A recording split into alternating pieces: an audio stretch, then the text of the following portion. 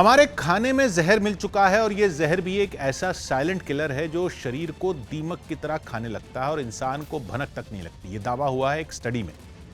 भारत सरकार के department of science and technology और ब्रिटेन की संस्था ब्रिटिश काउंसिल ने बिहार में यह स्टडी कराई। स्टडी में पता चला कि अब तक जो जहर जमीन के अंदर मौजूद पानी को जहरीला बना रहा था, वो खाने में मिलकर उसे भी जहर से भर चुका। इस जहर का नाम है आर्सेनिक। आर्सेनिक एक प्राकृतिक तत्व है। पृथ्वी की जो सबसे ऊपरी सतह होती है, जिसे क्रस्ट कहते हैं, आर्सेनिक उसमें पाया जाता है। इसी वजह से जो पृथ्वी पर लगभग हर जगह मिलता है, मिट्टी में होता है, तो फिर जमीन के अंदर मौजूद पानी भी इससे बच नहीं पाता। और तो और कई जगह हवा में भी आर्सेनिक होता है। ग्राउंड वाटर में तो आर्सेनिक की मौजूदगी ऐसी समस्या है जो पूरी दुनिया के जी का जंजाल बनी हुई है। ये मत सोचिए कि अकेले भारत में ही पानी में आर्सेनिक है।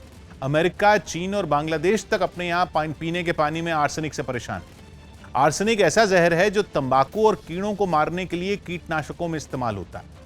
अब सोचिए कि वो अगर हमारे पानी या खाने में मिल जाए तो क्या होगा। बिहार के कई इलाकों में पीने के पानी में आर्सेनिक मिला हुआ है।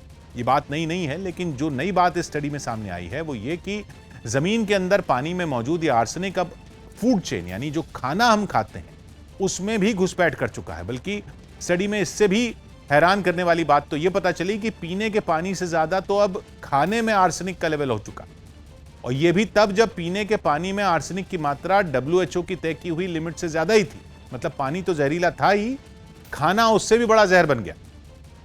WHO के मुताबिक 1 लीटर पानी में 10 माइक्रोग्राम आर्सेनिक से ज्यादा नहीं होना चाहिए। 1 ग्राम में 10 लाख माइक्रोग्राम होते हैं। अब सोचिए कि आर्सेनिक कितना खतरनाक है कि WHO ने 1 लीटर पानी में सिर्फ 10 माइक्रोग्राम से ज्यादा की मौजूदगी को ही खतरा माना है। इस रिसर्च में यह भी सामने आया कि कच्चे चावल के मुकाबले पके हुए चावल में आर्सेनिक ज्यादा था। खासतौर पर चावल, गेहूं और आलू में तो आर्सेनिक काफी ज्यादा पाया गया।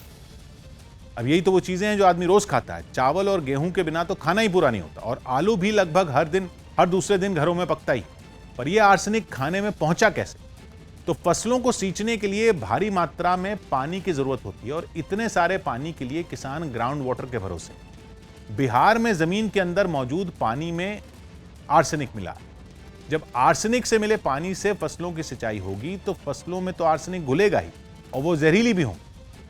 दिक्कत यह है कि आर्सेनिक की न तो कोई गंध होती है, न ही कोई टेस्ट, और तो और इसका रंग भी नहीं होता। इसलिए चाहे ये पानी में मिले या खाने में, किसी को जरा सा शक तक नहीं होता। अगर इस आर्सेनिक की शरीर में मात्रा ज्यादा हो जाए तो आर्सेनिक पॉइजनिंग हो जाती है। मतलब आर्सेनिक जहर का काम करने लगता है और शरीर में गंभीर दिक्कतें होने लगती हैं। अगर ये दिक्कतें बढ़ें तो फिर मल्टी सिस्टम ऑर्गन फेलियर की वजह से इंसान की मौत भी हो सकती है। आर्सेनिक की वजह से कैंसर भी हो सकता है। डायबिटीज और दिल की गंभीर बीमारियां भी इंसान को अपनी गिरफ्त में ले सकती हैं।